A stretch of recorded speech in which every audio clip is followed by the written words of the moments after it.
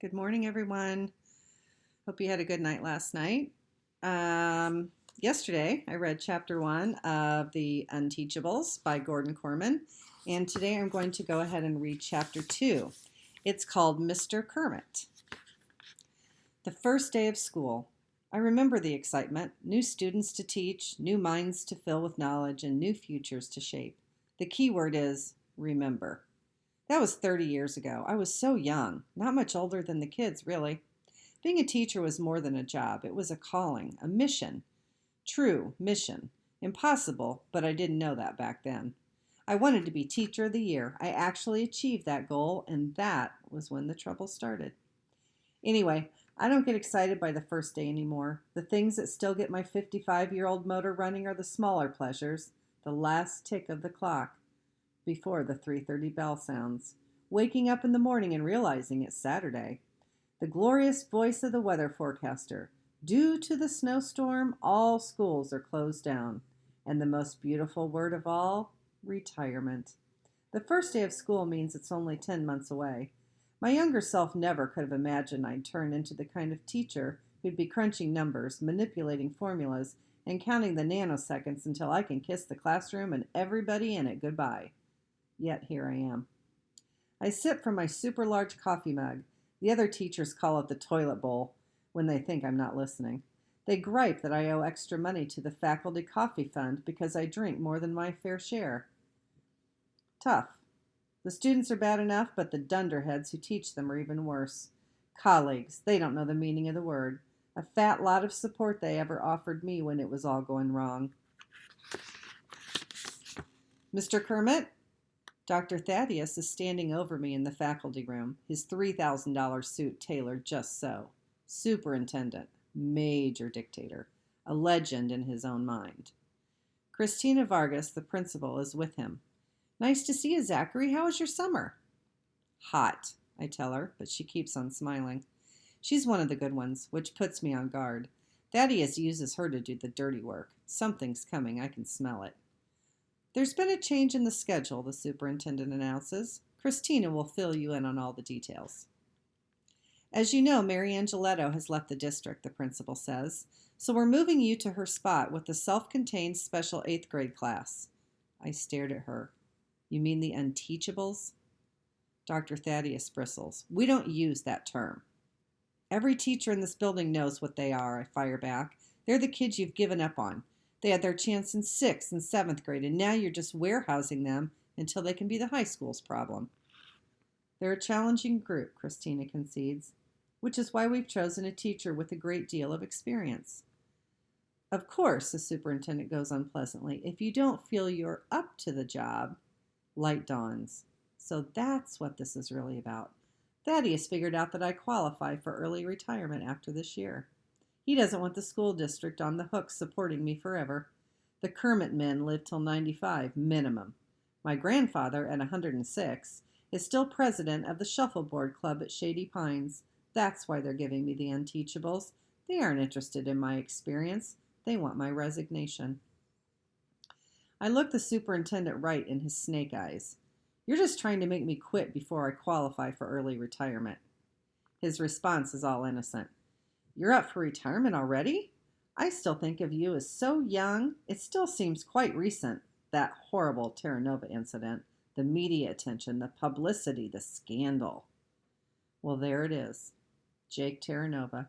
Thaddeus is never going to forgive and forget, even though it wasn't my fault. Or maybe it was. They were my students after all, and it happened on my watch. What a hypocrite. Thaddeus wasn't a superintendent then. He had Christina's job, principal. And did he ever take the credit when a class at his school scored number 1 in the country on the national aptitude test? Sorry, let me read that again.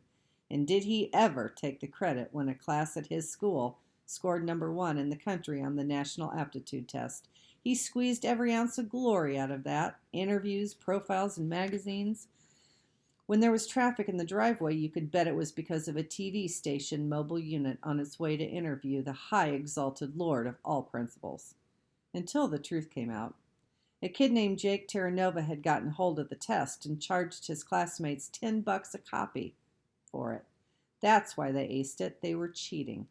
And when the whole thing blew up, was Thaddeus there to take the heat the way he had taken the acclaim? Not on your life. The teacher was to blame. That's who I've been ever since. The teacher whose class gave the entire Greenwich School District a black eye. Officially, life went on after that. No one revoked my teaching certificate or docked my pay or kicked me out of the union. But everything was different.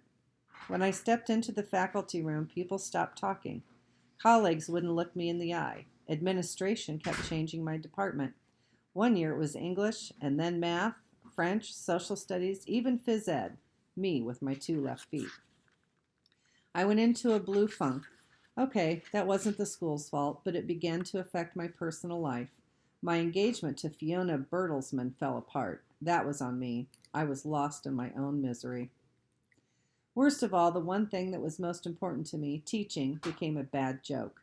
The students didn't want to learn? Fine. I didn't particularly want to teach them. All I needed to do for my paycheck was show up. Until next June, when early retirement would carry me away from all of this. And now Thaddeus thinks he can make me throw that away too, just to avoid a year with the Unteachables. Obviously, the superintendent doesn't have the faintest idea who he's messing with. I would happily go into room 117 with a pack of angry wildcats before I'd give him the satisfaction of forcing me out. I look from the superintendent to the principal and back to the superintendent again. I enjoy a good challenge. I pick up the toilet bowl and walk out of there, careful to keep the big mug steady. Can't risk spilling coffee all over myself. It would spoil the dramatic exit. 3 decades in this school, and never once have I set foot inside room 117. I know where it is, though. From the stent in phys ed. Somebody has to be in the remotest classroom of the entire building, but I decide to be offended by it. It's just another part of the conspiracy to force me out. Well, it won't work. After all, how bad can these Unteachables really be? Behavior issues, learning problems, juvenile delinquents? Does Thaddeus honestly think I've never crossed paths with students like that throughout 30 years in the classroom? Bad attitudes? The kid hasn't been born with an attitude that's half as bad as mine at this point. Face it, the Unteachables can only hurt you if you try to teach them. I gave up on teaching anybody anything decades ago, and since then my relationship with my classes has been one of uncomfortable roommates. We don't much like each other, but everybody knows that if we just hold our noses and keep our mouths shut, we'll eventually get what we want. For me, that means early retirement. For the SCS-8 students, it means being promoted to 9th grade. That's part's a slam dunk, because surely the middle school's dying to get rid of them. What would they have to do to get held back? Burn the whole place to the ground? I walk into my new classroom. A roaring fire in the wastebasket. Smoke pouring through the open windows. Kids toasting marshmallows on the end of pencils. Pencils catching fire. One pyromaniac in training seeing if he can get his eraser to burn. An escapee standing outside in the bushes, gazing in, eyes wide with fear. A boy draped over a desk, fast asleep, oblivious to it all. Most kids would scramble to look innocent and be sitting up straight with their arms folded in front of them once the teacher puts in an appearance. Not this crew. If I came in with a platoon of ski marine paratroopers, it wouldn't make any more of an impression. I stroll over to the flaming wastebasket and empty the giant cup of coffee onto the bonfire, which goes out with a sizzle. Silence falls in room 117. Good morning, I announce, surveying the room. I am your teacher, Mr. Kermit. Only 10 months till June. That is the end of Chapter 2. Chapter 3 is called Parker Elias. Do you remember where we heard that name before?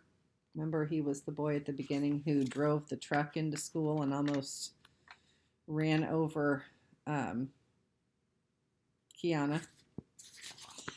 Anyway, I hope you have a great day, and I will put the next chapter on as soon as I get the chance. See you later.